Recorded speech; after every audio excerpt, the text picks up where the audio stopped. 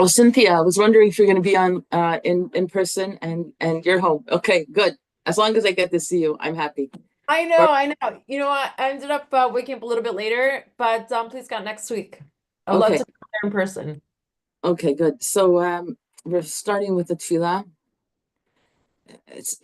It's unbelievable. We're still waiting, like praying for the hostages to come back home, for the captives. יהי רצון לפניך, אדוני אלוהינו ואלוהי אבותינו, שתחזק ותשמור ותנצור את אחינו בית ישראל, השבויים והשבויות, בעבור שאנו מתפללים בעבורם, הקדוש ברוך הוא ימלא רחמים עליהם, ישמרם מכל צרה וצוקה ומכל נגע ומחלה, וישלח ברכה והצלחה בכל מעשה ידיהם, יוציאם מחושך וצל מוות ויושיבם מהרה לחיק משפחותיהם, ונאמר אמן. And about everyone else, all of us, אחינו כל בית ישראל, הנתונים בצרה ובשביה, העומדים בין בים ובין ביבשה, המקום ירחם עליהם ויוציאם מצרה לרווחה, מאפלה לאורה, משיבוד לגאולה, השתג בעגלה, ובזמן קריב יאמרו אמן. Amen. Okay, so ladies at home with people who have the English book, it's page 363. We're in subsection 54. It's a very different very different giving over of what he's going to be giving over, and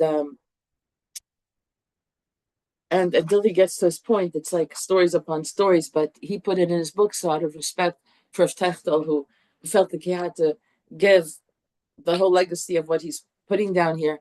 I'm going to give it over also because we're following the book. Okay. So he starts off by saying in the I don't have the what's the first date that he has there on page 360. Bekait Shnat, in the summer of Tafshin Gimel. What's Tafshin Gimel in English? Okay, in the summer of 1943, Parshas Akev, he went with his friend the Gaon Rav Yisrael Veltz, who was there's somebody at the door. But it's open. It should be open. Pamela, how are you? Okay, Baruch Hashem, we're just starting now. Okay, so he's a dayan of an important kehila there. Lekabel api v'ravi pnei rabbeinu. So they all went. Everyone was gathering in this place to greet the Rebbe of Belz. Belz the Rebbe. Okay. The Rav Arle. Yeah. And okay, so they went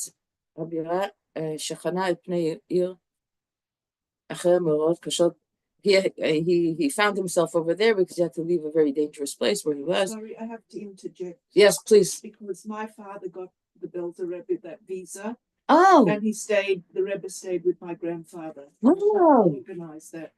The Rebbe stayed with your grandfather, and your father is the one who arranged this visa? For the joint, my father. Wow. And he always talked about so he mentions that the Belzer Rebbe, B'chasti Hashem, like he was able to escape, and Baruch Hashem, he was able to leave. Wow. No, so we're proud of you. Yeah, so you come from good stock.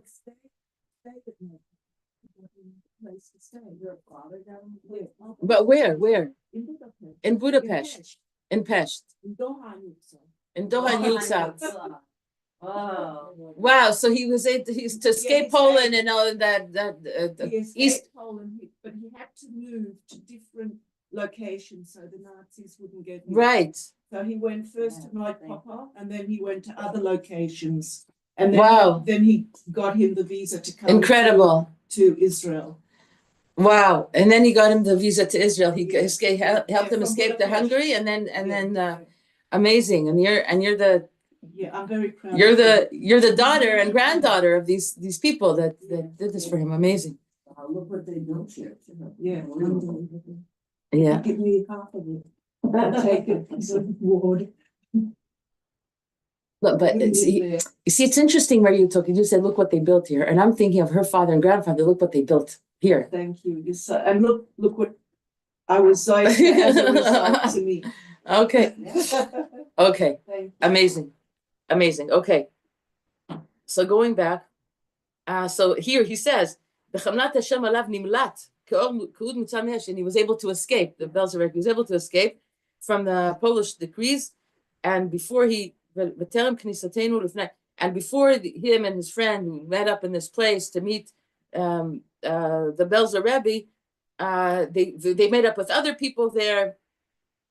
He saw his younger brother, the Belzer Rebbe's younger brother, Reb Motler of Bulgaria, who he knew from way back. He knew his younger brother from way back, when it was more serene and quiet times before World War I. And he was, was his custom, to always sit in the shadow of his greatness, the great Kadosh Rabbi Yisachar Ber. And he would like to go there in Elul time, like to prepare himself for Yamim Noraim. He would go Elul Tishrei to be with this Rav Israel Ber, and a lot of people would go and be there to prepare for the high holidays. And v'gam et yoshvam Rutsford, and then they were sitting in a place called Rutsford during the World War I. And then they were speaking. And they would speak at that time about things. So this is now 1943, and he was meeting up with all of these people and these other great giants of Torah also, and they were speaking about the horrible, crazy thing that's going on to Polish Jewry, and he came from there, so he was able to. He saw what was going on there and how Hashem saved with great miracles and wonders. And then from topic to topic, they got to speak about, of course, Eretz Yisrael, right? They speak about Minyan Eretz Yisrael. Rabbi Yisrael Hegid lo shani osek binyan ze v'mechaber sefer ze. And so this his friend Rabbi Israel Veltz is telling Rabbi Israel Ber, and anyone who's there says, by the way, he's big on this topic, Eretz Yisrael. He's in the middle of writing a book, okay? And Patach v'amar ki Arav HaKadosh Rabban shel Yisrael v'ish Elokei Magid Hadmor Mitrisk. Now he's telling him, so this Rav Yisrael, who's talking here now? I lost track of who. So he's quoting so many people and he's mentioning so many people. He's quoting Rav Matal. He's Rav Matal, the younger brother of the Belzer, that he's sharing with him about something that he heard from the Maggid of Trisk. Zecher Tzadik Livracha. He's quoting from a book that he wrote, Magen Avraham, on Parshas Va'era. Katab, and this is what he wrote there. Ki hageula l'briut, ki hageula ha'atida tiyeh al pi derech hateva, that the redemption will unfold, the future redemption will unfold b'derech hateva, in a natural way. L'briut. So what does it mean, natural way? And let me finish first the quote. That the future redemption will come about in natural ways. And therefore, everything that we have to do to prepare for the final geula is also derech hateva. It's through natural means of preparation. Hashem yigmor b'adenu tova, and Hashem will finish, bring it to its fruition, letova, to the benefit of all. Okay? Now, what does this mean, derech hateva? Derech hateva means not in a miraculous way. Miraculous means he'll send eagles and will hop on their wings and they'll bring us to Eretz Yisrael, and miraculously things will unfold. The third Beis HaMikdash will fall from Shemaim. Mashiach will be here, and it's all miraculous. Okay, that's a miraculous way. Natural way means derech hateva.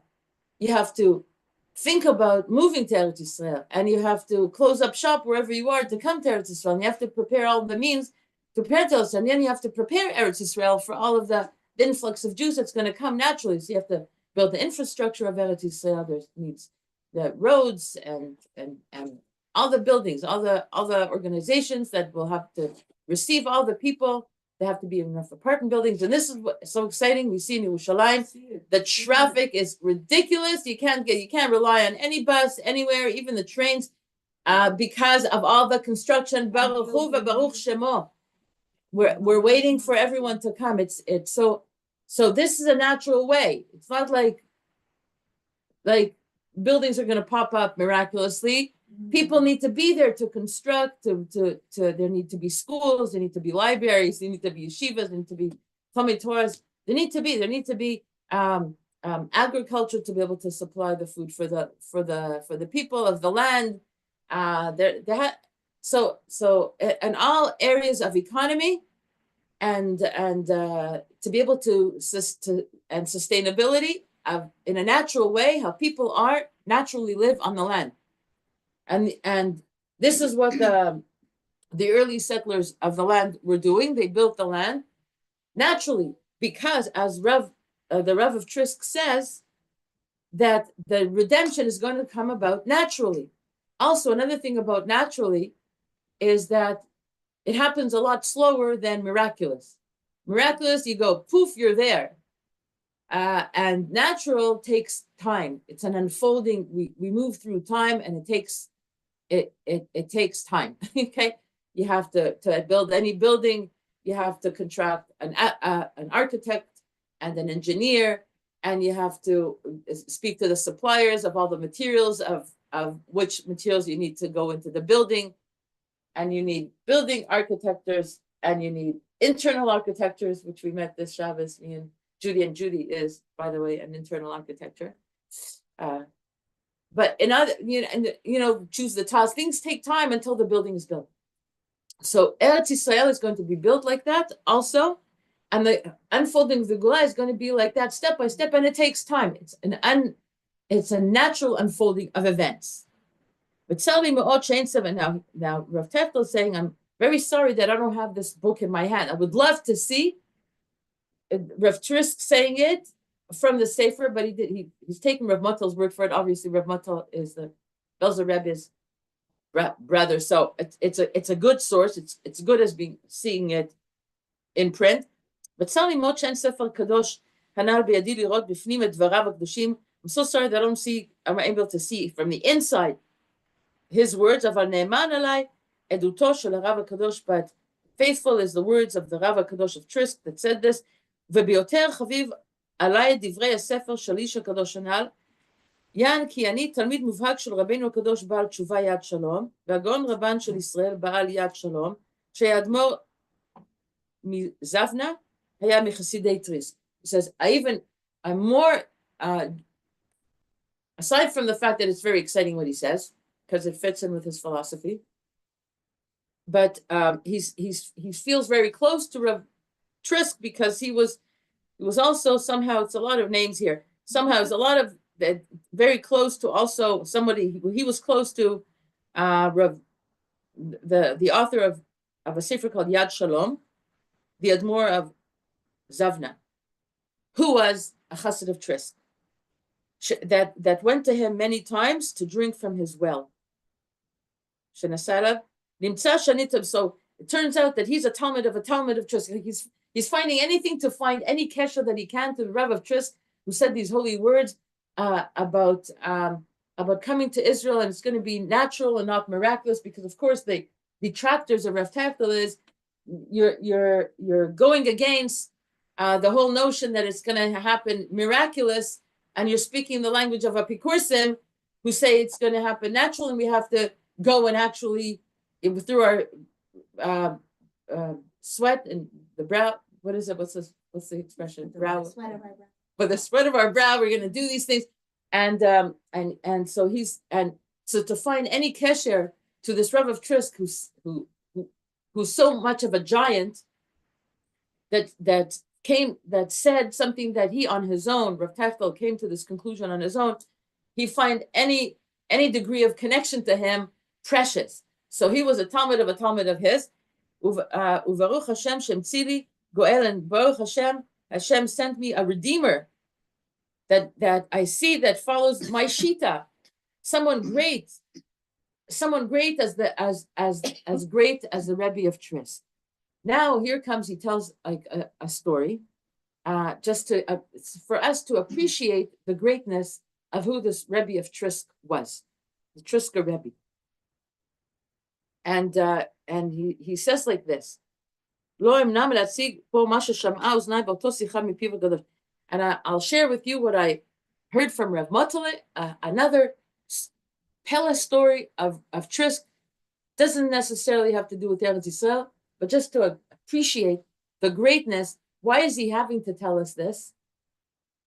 Because everyone's quoting their Rebbes that don't even come close to the Rebbe of Trisk, that say that we're not supposed to be dealing with Eretz Yisrael and Yishuv Eretz Yisrael. And he says, don't tell me this, because this comes from the source of Trisk.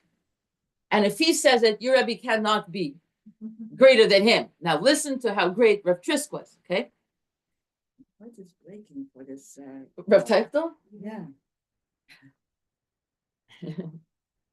But yeah. He was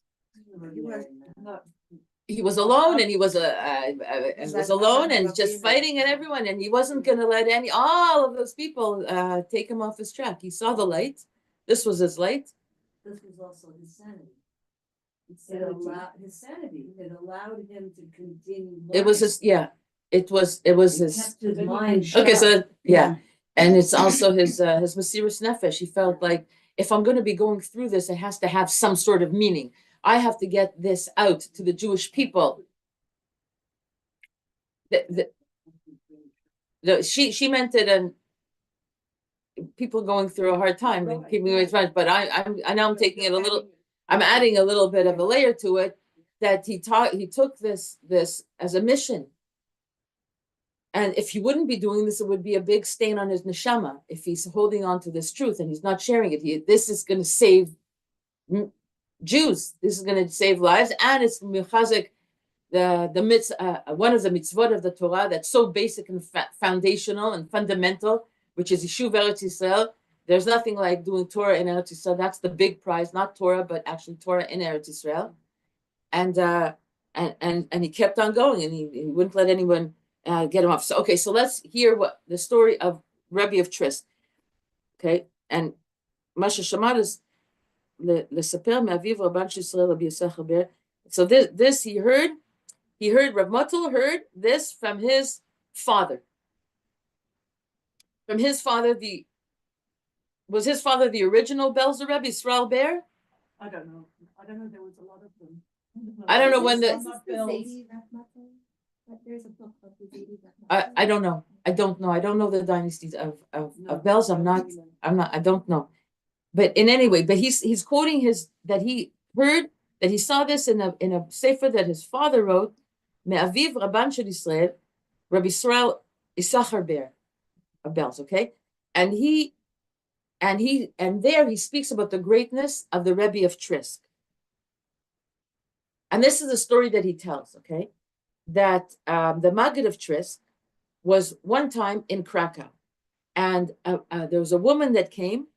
When a Maggid travels, all of the people of town want to come and get a blessing from him, and they give him a kvittel and give pidyon nefesh, they give some money, and for all kinds of yeshuas, whatever is bothering them, whatever they're missing, they come and they get a bracha from the Maggid or the Rebbe, and okay. And so in this gathering in Krakow, a woman was pushing her way. She had to have a meeting with the Rebbe. It took her. It took a lot of effort on her part, but she was very sharp and brazen and saying, "I have to see this Rebbe, and I don't care if I'm pushing in line. I'm going to have this meeting with this Rebbe of Trisk." And finally, when she gets to him, she tells him, and people are around and hearing this, that she owed a lot of money to the Rebbe, a few hundred rubles to the Rebbe, because years back the Rebbe was here in this place, I guess Krakow, and she did not have children at that time, and she came before the Rebbe to give to get a bracha that she should be zocha to have children. And then and the Rebbe said that okay, for he gave her like a price for a few hundred rubles, whatever, and for that staka that you give, the bracha should chal, and you should have children, and she accepted upon herself the debt, the pledge. Took and when she would have it in her hand, she would come and give it to him, and she didn't have. At that time, she wasn't able to present herself with the money because actually she doesn't live in this place. She came from far. She traveled, and finally, when she had the money, she couldn't find a faithful person to come and deliver the money to him through. And finally, she came, and she has 2 children, and she wanted to come and tell him that his blessing worked. And she wanted to bless him for the blessing that he gave her, and she has the X amount of hundreds of rubles to give, and here it is. And the Rebbe thanked her, and he took the money from her and put it in his pocket, and she went on her way happy. Now the people around that heard this going on between the woman and the Rebbe, Tris, said to themselves, amongst themselves, they're talking. Our Rebbe was never in Krakow. This is the first time he steps foot in Krakow. There's no way that he was here to give this poor woman a bracha. There must have been another Maggid, the Maggid of Gosnitz. It could be a Maggid of other holy Maggidim that would travel.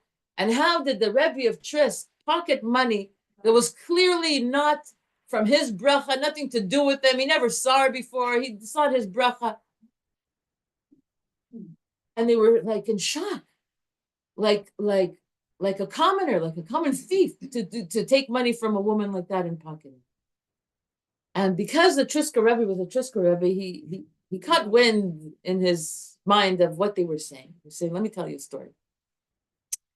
Let me tell you a story of the Baal Shem Tov.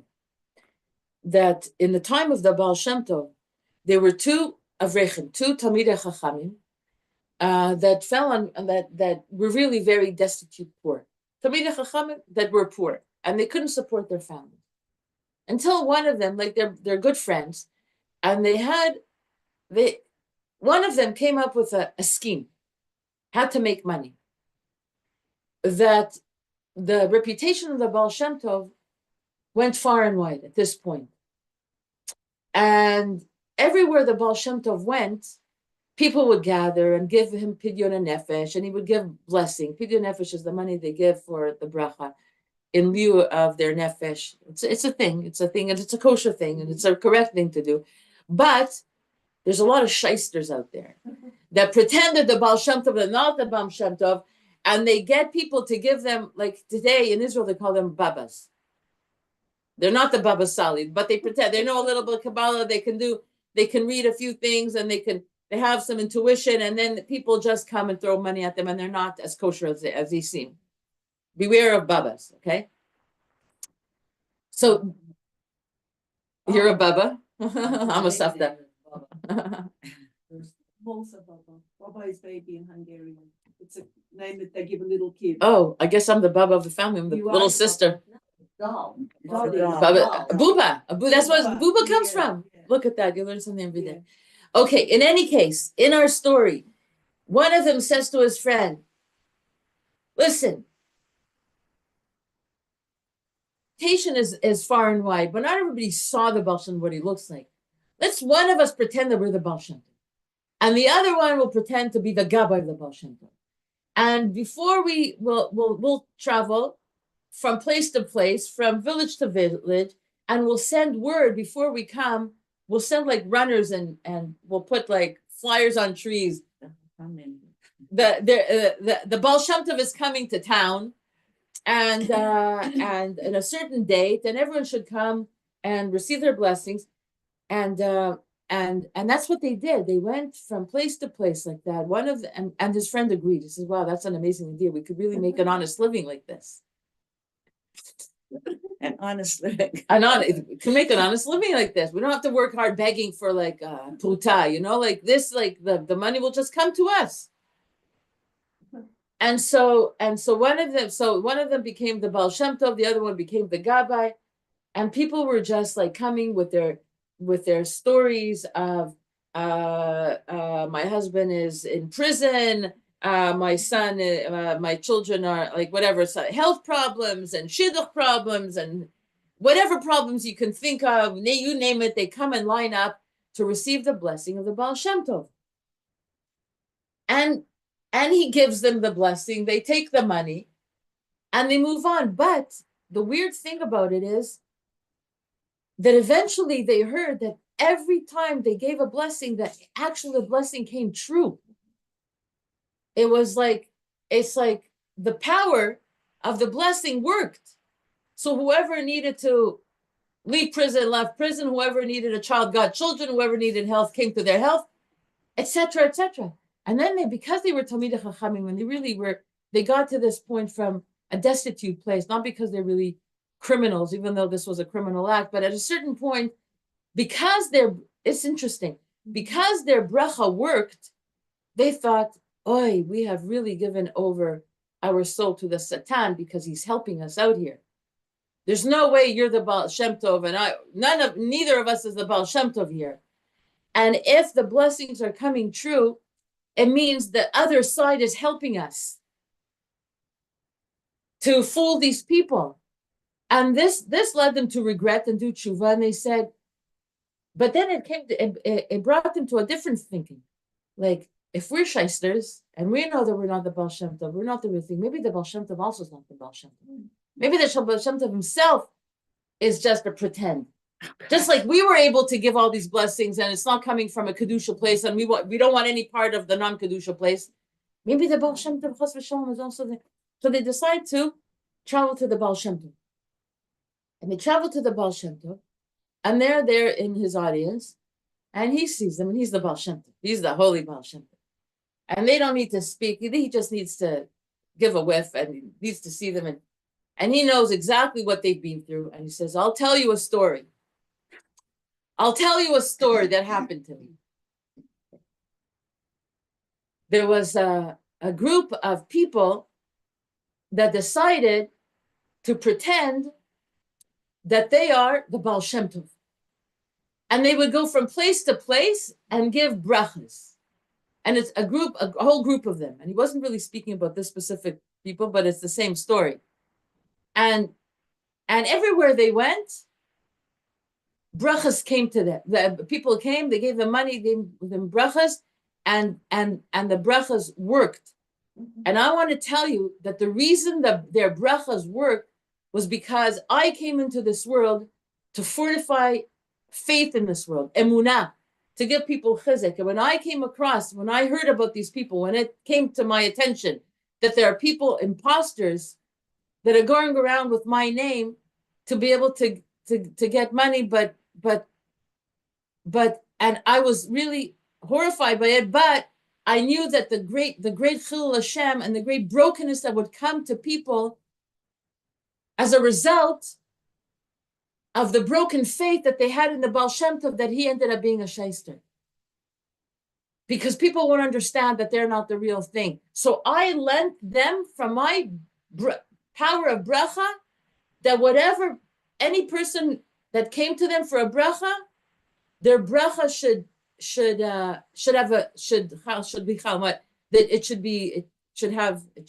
come true, that the blessing should come to the people asking for the bracha, and it's from my powers only to fortify emunah, that people shouldn't break from their emunah, should be more broken than they already are.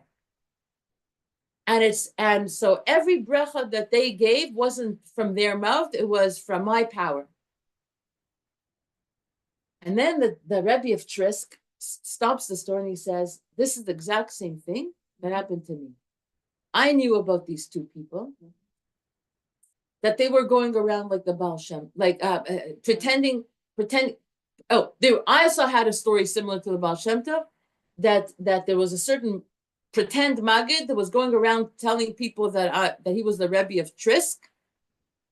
And when it came to my attention, I lent that Maggid from my power of bracha to be able to give bracha. So this woman who came to the Maggid thinking it was me, but it was somebody else. It really was somebody else, but really, it's only from my power that she was able to get pregnant from the bracha that he gave him. But it's only it came from me. So really, the few hundred rubles that she gave to me really belonged to me, to the true tzaddik, because that's how the pidyon nefesh is. It's the tzaddik, it's the katzatil mimavet. It's a whole thing about pidyon and nefesh. It was a chesed that he needed to receive this money from her, so that the bracha should stay on 120. And I'm sure he gave tzedakah from this money. It's not that they pocket the money and go rich from this. The real Magidim and the real Rebbe.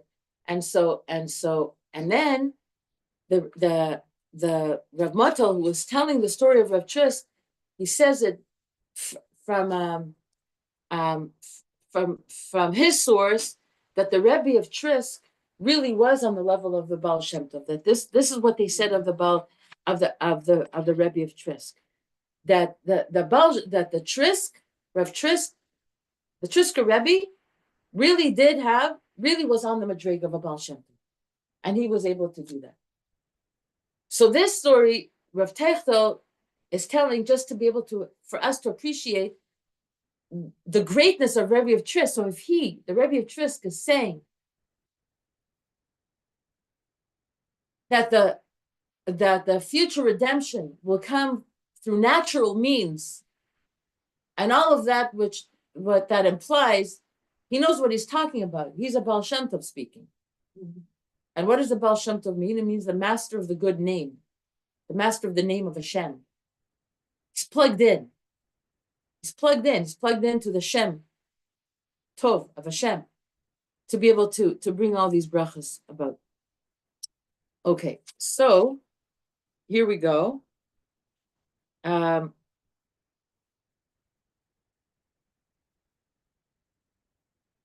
So now he's bells. Man Gavra Rabak Rabbeinu Ish Elokim Rana Rabbi Sachador bells. So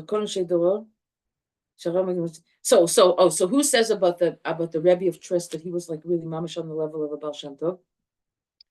Isachar Dov Mi Belz. I think it's the original Belzer Rebbe, who was far and wide accepted as the Rabban Shel Yisrael. All of the people of his generation understood that he was the tzaddik of the generation, and he testified of Rebbe of Trisk that he had the madrig of the Baal Shem Tov. And then he says, and there's no chiddush here, because Rebbe of Trisk was the third generation of the Baal Shem Tov. Or maybe he's referring to Isachar Bells. I'm not quite sure. And the Chernobler. He's going through the whole legacy of how to bring the closeness to the Baal Shem Tov. And if he says something like this, okay. Okay. Hashem, where am I in the book?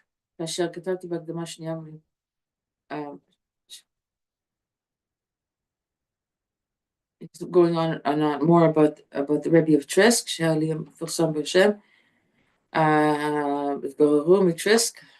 Trisk. And he says, and now that you understand who the Rebbe of Trisk was, and now that you heard what he said, and then he goes back to himself. Finally, I have another pillar to stand on, to support myself as this Rebbe.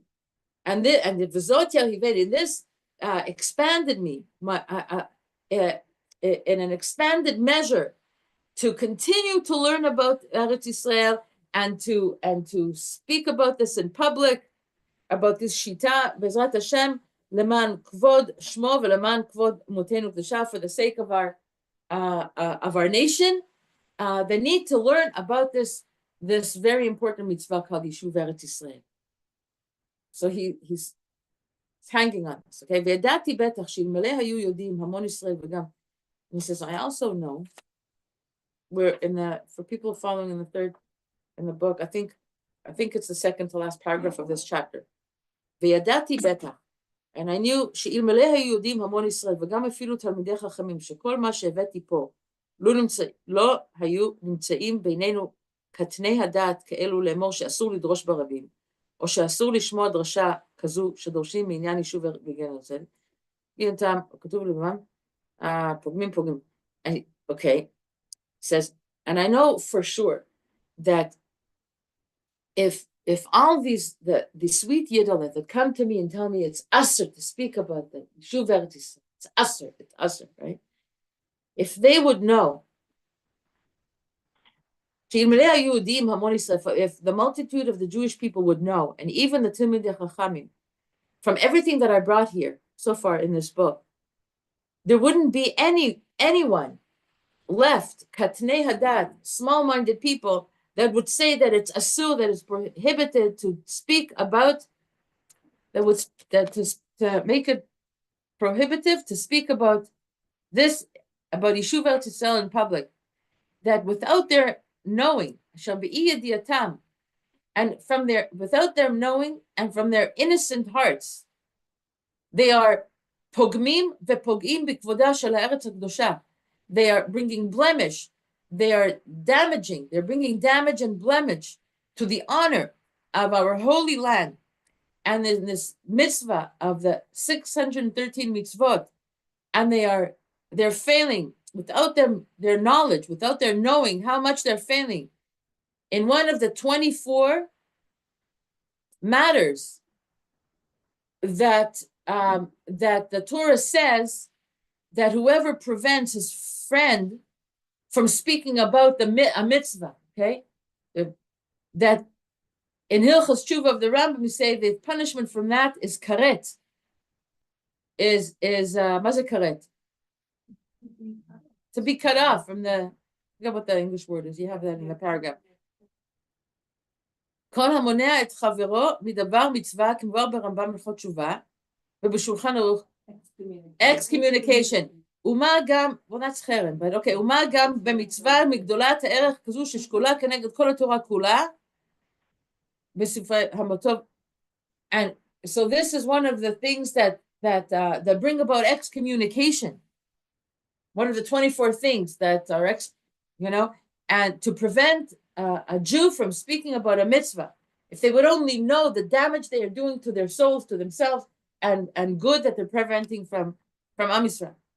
ועוד זאת כבר הבאתי בראש ספרי, מספר שפת אמת, and this I also brought already from before, in the beginning of the book, from Sfas Emes, that he brings from Rav Chajiz, בגודל עונש המדברים בגנות ישבי ישראל, about the great punishment upon those who speak disparagingly about those who live in Eretz Yisrael, שיצא גזרה מלפניו, that a decree came before him, Hashem Yitbarach, וגם לדורות הבאים, and for all generations, כל מי שיוציא שם רע לארץ, ייכנס בעונש של וכל מנעצי לא יראוה.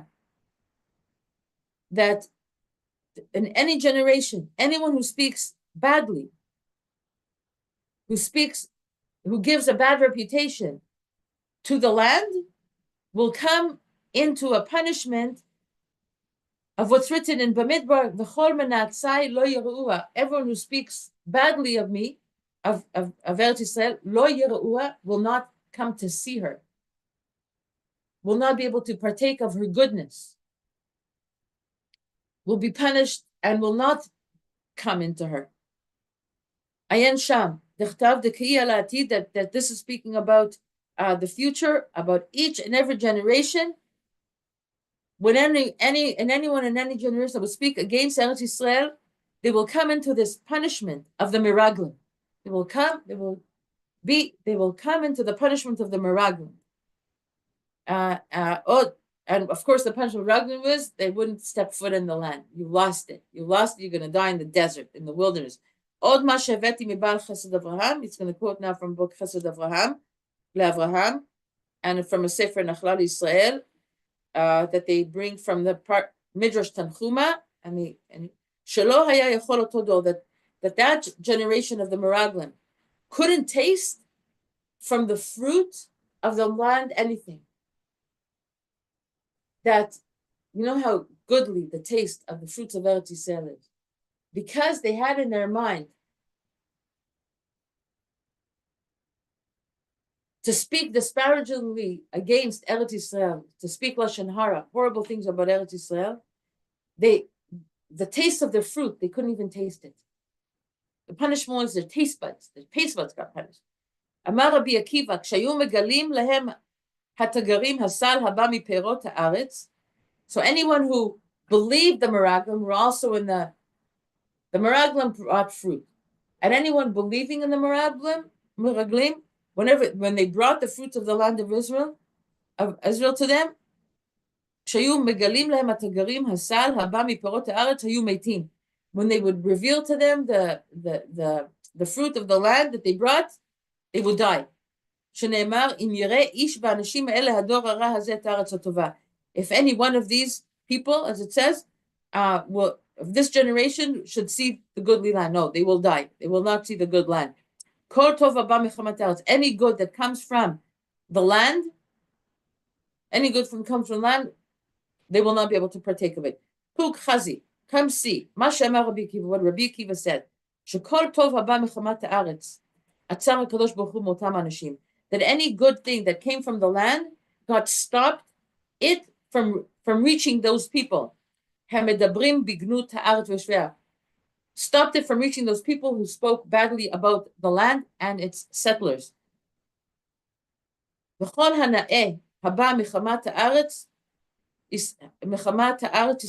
Eretz Yisrael b'sakana lahem, and any hana'ah and any enjoyment that a person can come to from the goodness of the land of Israel becomes to them a danger.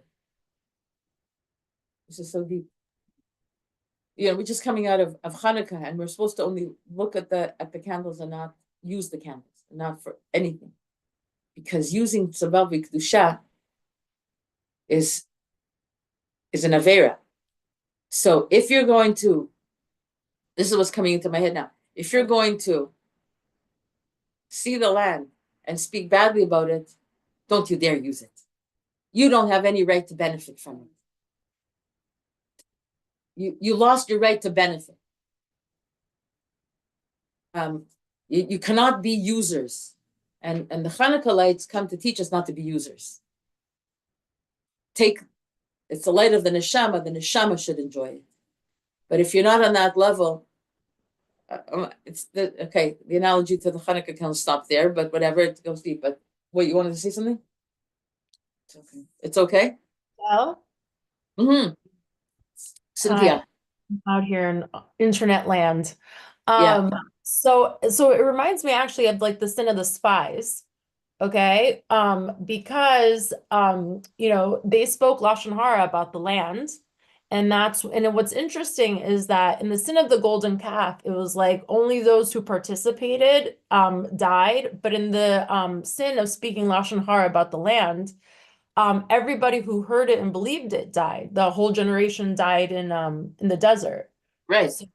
So it reminded me when you were speaking about that, like how, to speak bad about Lashon Hara about Eretz Yisrael is like, the whole generation merited to Yes, that's exactly the point that he's making. It's exactly the point that he's saying. It's the exact point that he's saying. Ve'ata ech lo yir'u lenafsham kol elu mitzaftzefim. And now he says, how are they not afraid for their souls, those who are whistling, mitzaftzefim, but letzaftzef, in Hebrew, letzaftzef al mishu means like you're making nothing of them. And tzaftzef ala, I'm like whistling them away. Like it's nothing. I say that in Hungarian, Levad Futuva. Oh, yeah. It's the same thing? Yeah. So, well, he's Hungarian, I guess that's where you got it. Okay. איך לא יראו לנפשם כל אלו המצפצפים ומהגים בחירוף. Hungarian. Okay, and now how are they not afraid for their souls, those who are fifing them away, fifing them, umehagim bechiruf, and speaking sharply and in a disdainful way, in a degrading way, about all those who are engaged in building the land of Israel, and that the land of Israel is built through them. Pen yiplu misug besug hameraglim, lest they fall into the same sort of people as the meraglim, and to fall under the same punishment that they fell under.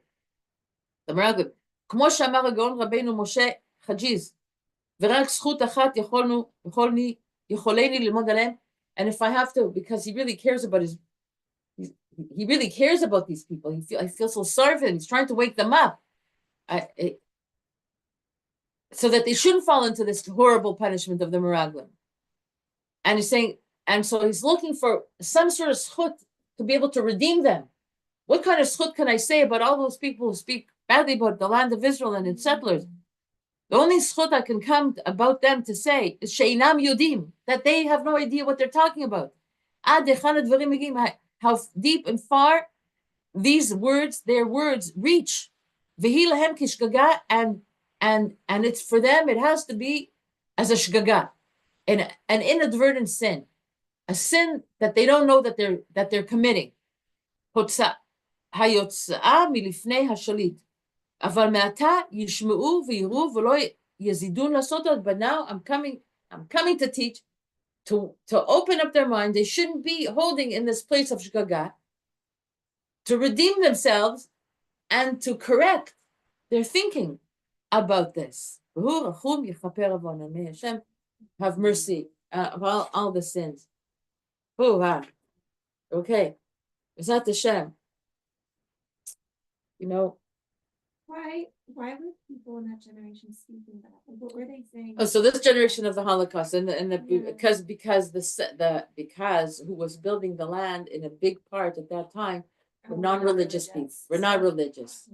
The kibbutzim moved away from Torah, Right. and Yom Kippur wasn't Yom Kippur, kosher wasn't kosher, no Shabbos, and so how could we participate with such people? And he's saying that's the wrong. And he proved it from we're on page, and the Hebrew book is 240. We're more than halfway through the book, but there's still a few more pages here. Many times he said that's even wrongful thinking. There's no way. That argument doesn't even hold. Who says you can't work with non-religious people to help build the land? Who says? All over the sources says you can. And the biggest source is Ezra, who came from Bavel after the destruction of the first temple, after the Purim story, and he came to the Shivat Zion. He came back with men who were married to non-Jews. Exactly, and if it was good enough for Ezra, and the Chomot Yerushalayim were built through these people, and the Beis Hamikdash was built through the help of these people, we are any better than that generation. And Ezra and Nehemiah only started to speak about tshuva to these people after Yerushalayim was built. Then they bothered them about, okay, what's with your non-Jewish folk? Okay, this is like, come on, Shabbos. And all of the children of these people ended up becoming like the Talmidei Chachamim and Rebbes and Tanaim of the next generation of Chachamim and Eretz Yisrael. So who's to say? Like, what are they basing it on that you can't collaborate with a non-religious person on anything?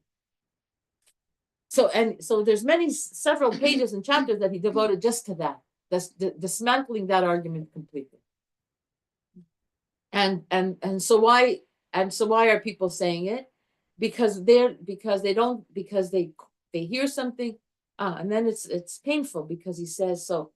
The Meraglim themselves, the 12 Meraglim, the 10 of them that spoke bad, you don't think they were tzaddikim? They were tzaddikim. They started off as tzaddikim, which what you learn from him is tzaddikim can make mistakes. Clearly, the people chosen to be the Meraglim were the Nisiim, with the princes of the tribes, the Nisiim, and they came back with bad reports. So if there's rabbis today that are speaking against coming to Eretz Yisrael, they're in the category of tzaddikim that err. And why did the Miraglim err? They didn't want to leave the desert. They didn't want to leave their power of position of power that they had in the desert, because they knew that once they get into Eretz Yisrael, the whole shift of leadership will change and they'll lose their position. They were nogah b'davar. That's one of the reasons why.